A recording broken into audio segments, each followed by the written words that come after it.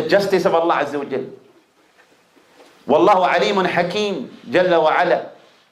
Allah is the all-knowing, the all-wise, the mighty and majestic. Ma yu'ti hidayat al-qalb li kulli ahad. He does not grant guidance of the heart to everyone.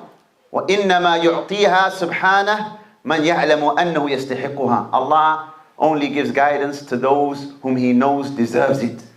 That's why, ikhwan, if you see someone, they're misguided, Allah Azza wa Jal misguides them, they're upon disbelief, they're upon shirk, know that they deserve that.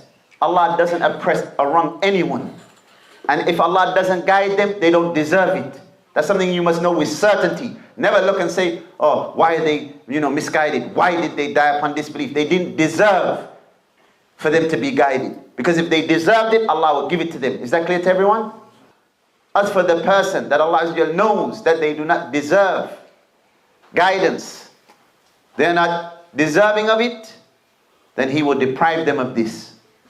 And an example of that, He deprived Abu Talib of guidance.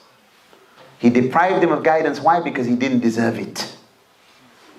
And then he went on and he said, look, him being deprived of this, there are reasons. Yes, there are reasons for somebody being deprived of guidance. And we should think, what are some of the reasons that lead to a person being deprived of this, so that we can stay far away from it?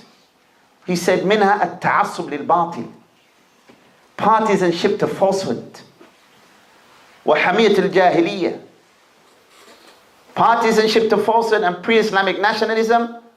They both were causes for him not being granted success by Allah Azza wa Jalla. Then he mentioned, look, ikhwan, and I mentioned this after the prayer one day, فَمَنْ تَبَيَّنَ لَهُ الْحَقِّ وَلَمْ يَقْبَلْهُ فَإِنَّهُ يُعَاقَبْ بِالْحِرْمَانِ وَالْعِيَاذُ بِاللَّهِ.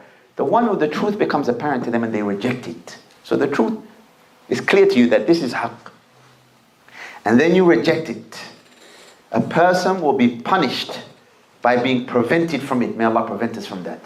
Look, Allah said in the Quran, فَلْيَحْذَرِ الَّذِينَ يُخَالِفُونَ عَنْ أَمْرِهِ أَنْ تُصِيبَهُمْ فِتْنَةٌ أَوْ يُصِيبَهُمْ عَذَابٌ أَلِيمٌ.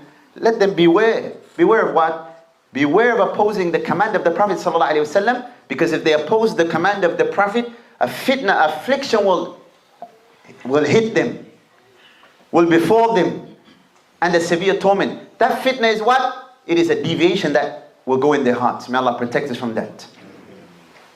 So yes, when the truth becomes apparent to you, you accept it, even if it's from someone you don't like. That's why Ahl Sunnah the most balanced of the people. Because whoever brings haqq, yes, we don't study with Ahl Bidah. But if somebody brings us haqq, we don't say, just because, we don't, I don't like him, I'm not accepting what he's saying. No, if it's haqq, we accept it wholeheartedly. Because now if you reject the truth, you're rejecting the haqq. You're not harming him, you're harming yourself. Shaykh Al-Fawzan said, he said, the person will be punished with deviation and misguidance, and they will not accept the truth after that. This is an encouragement. فَهَذَا فِيهِ الْحَث عَلَى أَنَّ مَنْ بَلَغُ الْحَقِّ وَجَبَ عَلَيْهِ أَنْ يَقْبَلُهُ مُبَاشَرًا. This is an encouragement. When the truth reaches you, you accept it immediately. You don't delay. You don't hesitate. Because if you delay, you're deserving to be deprived and prevented from it. May Allah protect us from that. And Allah said, فَلَمَّا زَاغُوا أَزَاغَ اللَّهُ قُلُوبَهُم. When they started to deviate, Allah made their hearts deviate. There was that zayg in their heart. Look what Allah said. What did Allah say in Surah Ali Imran about those who have the zayg in their heart? فَأَمَّا الَّذِينَ نعم فضل من إحسان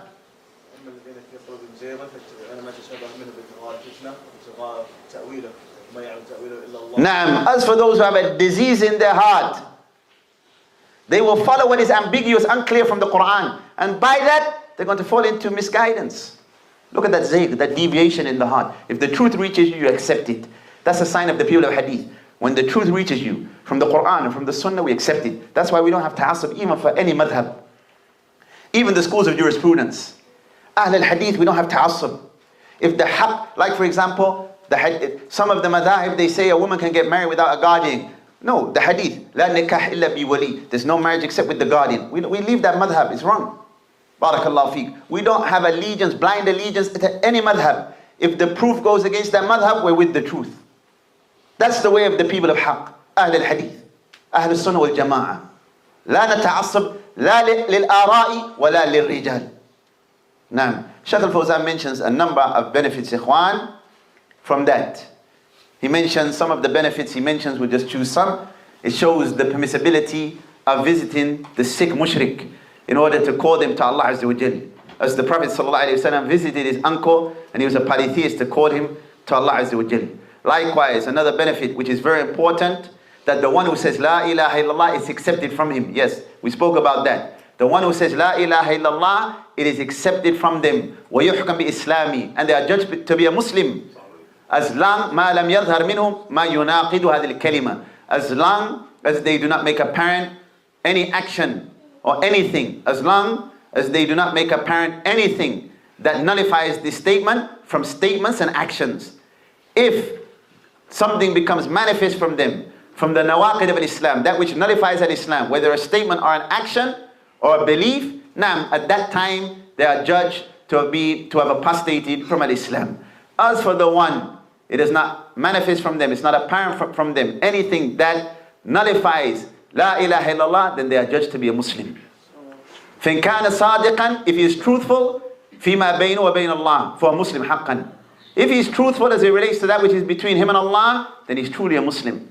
وَإِنْ كَانَ كَاذِبًا, if he's a liar as it relates to that which is between him and Allah, then he's a munafiq. Meaning, if he claims Islam outwardly, but in his heart he disbelieves, that's a hypocrite. وَالْعِيَاذُ بِاللَّهِ أَمْرُهُ إِلَى اللَّهِ عَزَّ وَجَلَّ. أَمَّا نَحْنُ فَلَيْسَ لَنَا إِلَّا الظَّاهِرُ. As for us, we go with what's apparent. That's why I said earlier, somebody takes their shahada, we go with what's apparent. Is that clear to everyone? Naam.